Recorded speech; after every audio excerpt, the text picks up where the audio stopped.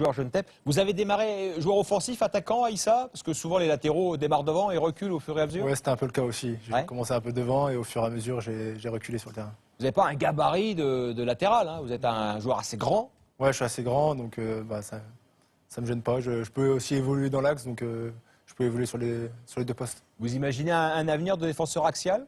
Je sais pas, honnêtement, j'y pense pas. J'aime bien attaquer, donc latéral, ça me va aussi. Petit plus 1, Pierre Desmarais nous a rejoint. Alors on va s'intéresser avec vous au très attendu Monaco-Caen. Mais d'abord un mot sur notre invité qui est je vous l'ai dit, une star. Hein. Il n'y a pas beaucoup de joueurs de Ligue 1 qui ont autant de suiveurs que Aïssa Mandi. Oui, Aïssa Mandi, vous êtes suivi par plus de 275 000 personnes sur 275 000. C'est tout simplement un score de joueur du Real Madrid. Pour situer dans votre équipe, c'est 10 fois plus que Chris Mavinga, qui est malgré tout le deuxième joueur le plus suivi. Et c'est près de 30 fois plus que Gaëtan Charbonnier, troisième de ce classement. Mais plus surprenant, vous êtes aussi 7 fois plus suivi qu'un tweetos respecté de Canal+. J'ai nommé Romain Delbello.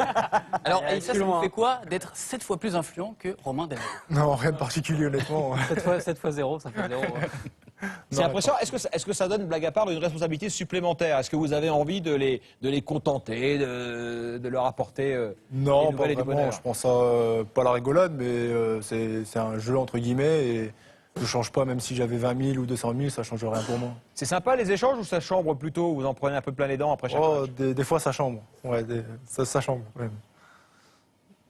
Alors, ça a chambré aussi et pas mal. Alors les tweetos de Caen sont très en forme. Ouais, on entend un peu parler de match truqué. On va revenir sur notre invité avec vous, Frédéric Hans, Aïssa Mandi, qui a souvent levé le pied dans les matchs. On l'a vu très régulièrement. Il a marqué 2 buts contre son camp, contre le Paris Saint-Germain. On va savoir dans quelques instants pourquoi, où est l'argent. C'est louche. C'est très louche. Non, blague à part, on va revenir, Aïssa, plus sérieusement avec Frédéric sur votre match contre Nice, 0-0. Reims est dans une bonne période, 6 matchs de suite sans perdre, 3 victoires, 3 matchs nuls, notamment ce 0-0. Et vous avez décrypté le match d'Aïssa Mandi. Ouais, Aïssa, on se connaît parce que ça fait plusieurs années qu'on a guerroyé l'un contre l'autre, puisqu'avec Reims et Bastia, on est montés ensemble. Vous l'avez appelé avant les matchs, non? Jamais.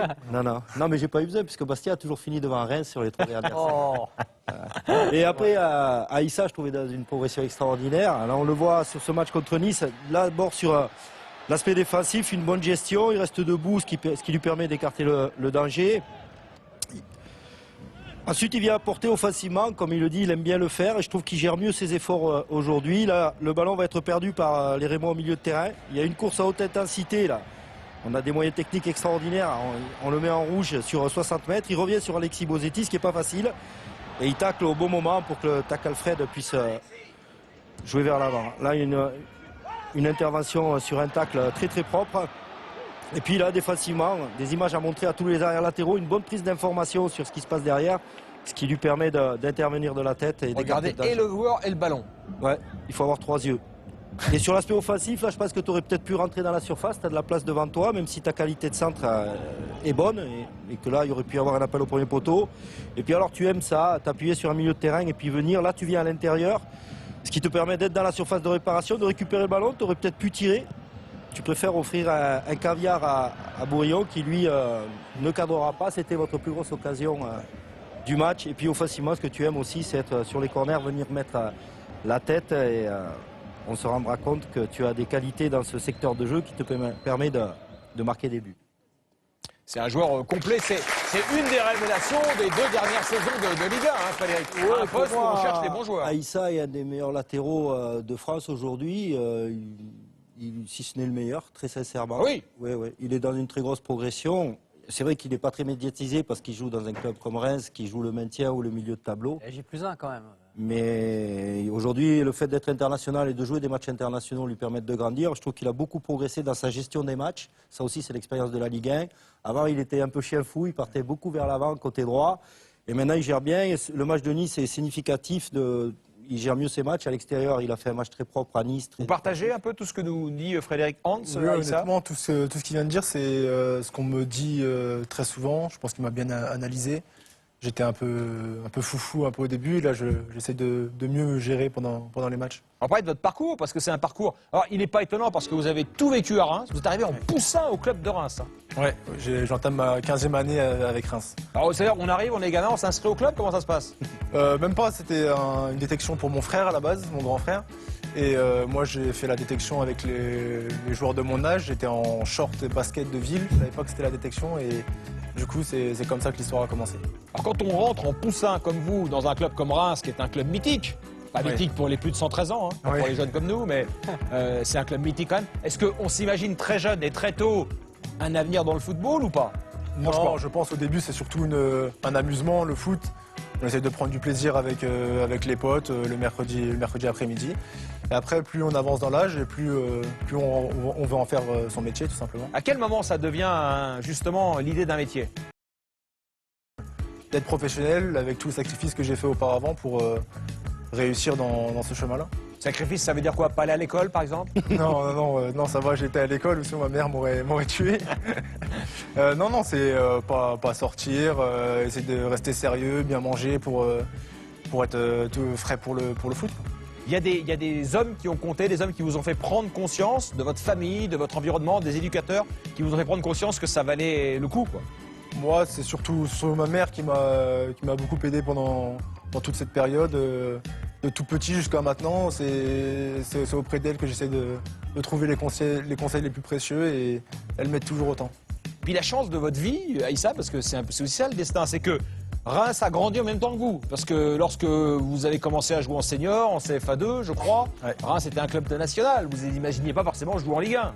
Oui, j'ai commencé en national, j'ai fait une apparition en national il y a 5-6 ans, je crois.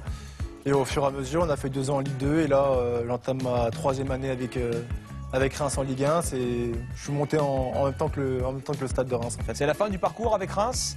Après, ça fait combien 18 ans 15 ans? Dans 15 ans, vous êtes à ouais. Reims. 15 ans, je sais pas, honnêtement, on verra ça à la fin de l'année. Moi, j'essaye de profiter au maximum.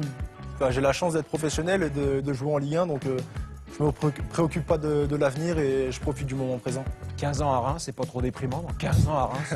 Non, ça va, honnêtement, c'est une belle ville et je m'y sens très bien. Et le club, vous le voyez grandir. Est-ce que vous avez eu peur, comme beaucoup à Reims ont eu peur en début de saison, quand ça tournait pas fort après le départ d'Hubert Fournier? Est-ce que vous vous êtes dit, oulala, je suis dans une mauvaise limonade, là, j'aurais dû partir? Non, pas peur, mais forcément un petit peu inquiet quand les résultats ne sont pas là. Mais je pense qu'on a travaillé pour revenir à notre meilleur niveau et là, le travail prend effet, tout simplement. Vous avez joué un 8e de finale de Coupe du Monde, Aïssa, hein, l'été dernier. Ouais. Qu'est-ce qui est le plus incroyable? C'est de jouer un 8e de finale de Coupe du Monde avec l'Algérie ou c'est de jouer à Reims, c'est de jouer un 8e de finale de Coupe du Monde? C'était quelque chose d'extraordinaire et ce sera jamais gravé dans ma mémoire. C'est en plus contre les futurs champions du monde, c'est juste incroyable. Vous avez refusé de jouer la France en quart de finale. Ouais, non, je pense pas. On a tout donné pour, au contraire. Ça serait passé au Maracana. Vous avez peut-être été l'équipe qui a posé le plus de problèmes à l'Allemagne pendant cette Coupe du Monde, au futur champion du monde. Oui, on a perdu aux prolongations. On les a bien embêtés. En Guinée équatoriale, sur Canal, l'hiver prochain, ça vous excite, ça vous fait rêver? Oui, forcément, c'est quelque chose d'extraordinaire pour un footballeur. Et d'autant plus qu'on a un bon effectif avec l'Algérie et on peut peut-être prétendre la gagner, mais il faudra passer. C'est 2 styles totalement différents. Qu'est-ce que vous aimez? Qu'est-ce que vous préférez? Mouillez-vous un peu, qu'est-ce que vous préférez? Gourcuff, parce que c'est plus basé sur le jeu, forcément. J'aime bien jouer au ballon et je pense qu'il nous a apporté cette petite touche technique. Il n'est pas trop souvent blessé, Gourcuff, non? Non, ça va pas le perdre. Pas lui, ça va? Et puis la question, puisque l'abonné arrive, la question Julien Cazard. Qu'est-ce que vous avez comme projet? Vous allez jouer à Reims, qui a joué 2 finales de Coupe d'Europe des clubs champions. C'est quoi le projet maintenant? Oh, je sais pas encore. Et le mot Reims, projet. Vous là, la faites mieux, vous la faites mieux, Non, Julien. non, non, c'est pas ça. C'est que ce que j'aime bien, c'est que vous avez dit pour nous les jeunes tout à l'heure. C'est excellent pour un gaulliste, c'est toujours rire. Mais bon, on en reviendra. Bon, moi, ce que j'aime chez Aïssa Mondi, c'est que c'est quelqu'un qui se cache pas. Il a un club de cœur. On peut en parler. Oui. Votre club de cœur, c'est quoi votre club de cœur depuis que vous êtes tout gosse? Reims. Non, non, pas le mytho, pas le délire mytho. Personne. Le vrai. Quand t'étais gamin. Paris. Paris Saint-Germain, papa. Mais oui. C'est bon. Et c'est pas des paroles en l'air. Parce que lui, quand il y a un match contre le PSG, il l'a prouvé. Il sait aimer son club. Regardez, rappelez-vous ces images superbes. C'est super, voilà. Bon, déjà, passe décisive de Lucas, il marque. Et là, derrière, bah, c'est la joie. Tout le public du parc est en feu.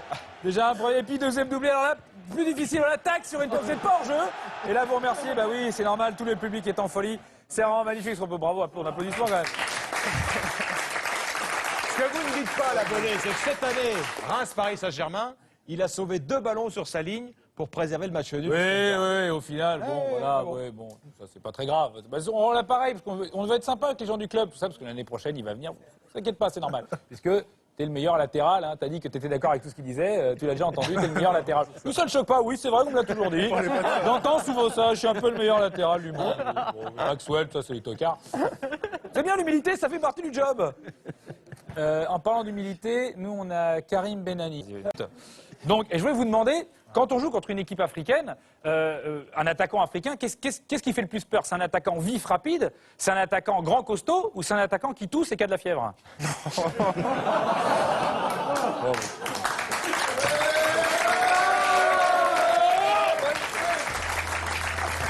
Je suis pas sûr qu'il reviendra. Je suis pas sûr qu'il reviendra, mais enfin, qu'est-ce qui nous fait rire quand même. Merci à tous, en tous les cas, de nous avoir suivis. Merci aux équipes de Jérôme Rebond et de Laurent Salvodo, Salim Dib, Thomas Figueredo. Merci Romain, merci Frédéric, David Barou. Merci Aïssa, vous avez passé un bon moment? Ouais, c'était bien, c'était bien. Merci à vous de m'avoir invité. Merci à la glacière, elle est là, elle est bien là, elle est bien chez elle. Bonne soirée à tous.